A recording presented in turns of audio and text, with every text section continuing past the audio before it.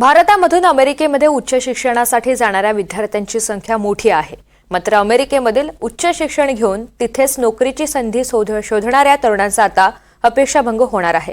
कारण अमेरिकेनं परदेशी विद्यार्थ्यांना दिल्या जाणाऱ्या F1 व्हिसावर काही निर्बंध लादलेले आहेत. F1 व्हिसा नेमका काय आहे आणि अमेरिकेनं कोणते नेमके निर्बंध लागू केलेले आहेत या संदर्भातला हा रिपोर्ट पाहूयात.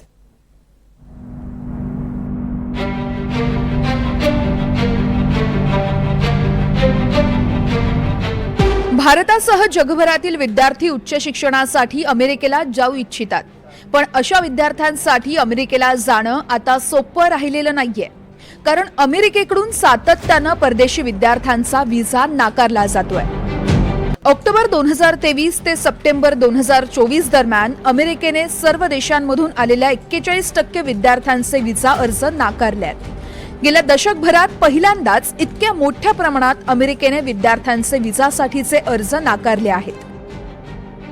ऑक्टोबर 2023 ते सप्टेंबर 2024 दरम्यान अमेरिकेकडे 6.99 लाख व्हिसा अर्ज आले होते. त्यापैकी 2.79 लाख अर्ज नाकारण्यात आले. तर 2022-23 मध्ये आलेल्या 6.99 लाख अर्जांपैकी 2.53 लाख अर्ज फेटाळण्यात आले होते. अमेरिकेच्या परराष्ट्र विभागानं 2024च्या डिसेंबर महिन्यातच F1 व्हिसासाठी आलेल्या अर्जांची माहिती दिली होती. या माहितीनुसार 2023च्या तुलनेत 2024 या वर्षात तब्बल 38% भारतीय विद्यार्थ्यांचे अर्ज नाकारले गेले होते. काय आहे F1 व्हिसा? F1 व्हिसा हा अमेरिकेतील विद्यार्थ्यांसाठीचा एक नॉन इमिग्रंट व्हिसा आहे, जो उच्च शिक्षणासाठी अमेरिकेत येणाऱ्या आंतरराष्ट्रीय विद्यार्थ्यांना दिला जातो. या व्हिसामुळे विद्यार्थ्यांना कायदेशीररित्या अमेरिकेत राहण्याची आणि पूर्णवेळ अभ्यास करण्याची परवानगी मिळते. याशिवाय काही मर्यादित अटींसह कॅम्पसवर अंशकालीन नोकरी करण्याची आणि अभ्यास पूर्ण झाल्यानंतर पर्यायी व्यावहारिक प्रशिक्षण घेण्याचीही संधी मिळते.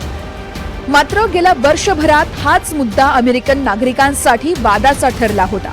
परदेशातून आलेल्या विद्यार्थ्यांमुळे अमेरिकन नागरिकांच्या रोजगारावर गदा येत असल्याचा आरोप विरोधी पक्षांकडून केला जात होता. निवडणुकीआधी डोनाल्ड ट्रम्प यांनी देखील याच मुद्द्यावरून सरकारला घेरलं होतं. अमेरिकेत भारतासह इतर देशातील नागरिकांना F1 व्हिसा नाकारला जातोय. हा व्हिसा नाकारल्यामुळं भारतातील विद्यार्थ्यांचं मोठं नुकसान होणार आहे.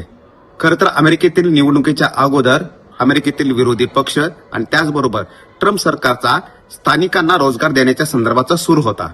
आणि याचाच दुसरा अर्थ म्हणजेच की इतर देशातील जे नागरिक आहेत रोजगारासाठी अमेरिकेत येतात त्यांना थांबवण्याचा सुद्धा हा सूर होता.